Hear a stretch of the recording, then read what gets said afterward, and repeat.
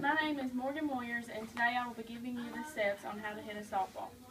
Just a little fun fact to start with, a writer named Chris Calloway from Livestrong.com said the best softball players in the world can crush the ball upward 600 feet, but the power they generate in their swings doesn't come naturally. Your three main points to hitting a softball are your hitting stance, your swing, and contact with the ball. First, we will start with your stance. Your feet should be shoulder width apart and parallel to home plate. Bending your knees a little bit normally helps too with balance. When gripping your bat, you should use your knocking knuckles. Knocking knuckles are the knuckles you would use to knock on a door. When your hands and feet are set, lift your bat up off your shoulder and get ready to knock the ball out of the park. Make sure you have your eye on the ball when it comes out of the pitcher's hand. Next thing to focus on after you have your stance down is your swing. The hard part, I guess you could say. But taking it step by step will make things easier. The first part of your swing to focus on is your step. When you step, you've got to have good timing to step to the ball.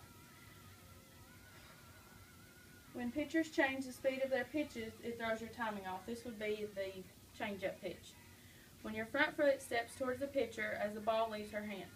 This gives you some of the extra power Mr. Calloway mentioned.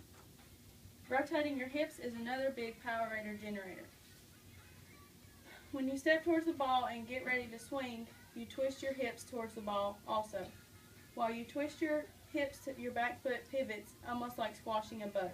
After you twist your hips and pivot, that back foot should be locked. By this time, you should be making contact with the ball. In order to get a good solid hit, you must hit the ball on the sweet spot of the bat. The sweet spot of the bat is in the barrel, right in the middle.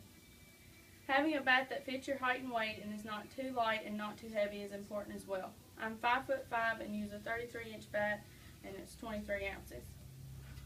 But use whatever height and weight is comfortable for you. If the ball is too high or too low, you have to move your hands to the ball. The strike zone is normally from chest to knees, but umpires have bigger strike zones. After you make amazing contact with the ball, make sure you follow through with your swing. After you make contact with the ball, your top hand automatically takes over as you turn your wrist. When you follow through with your swing, your weight should be balanced between your feet. Okay. When you follow through with your swing, your weight should be balanced. Your shoulders should be open towards the pitcher and your eyes should be looking where you made contact with the ball. Your eyes should never follow where the ball goes, even though it's super hard not to watch. After you make contact and follow through with your swing, you get to run to first base. Depending on how far you hit the ball, or if the other team makes an error, you might get to go farther than first base. Hopefully with these steps, you'll know the basics on how to hit a softball and get out there and do it your own. When first practicing, don't get discouraged.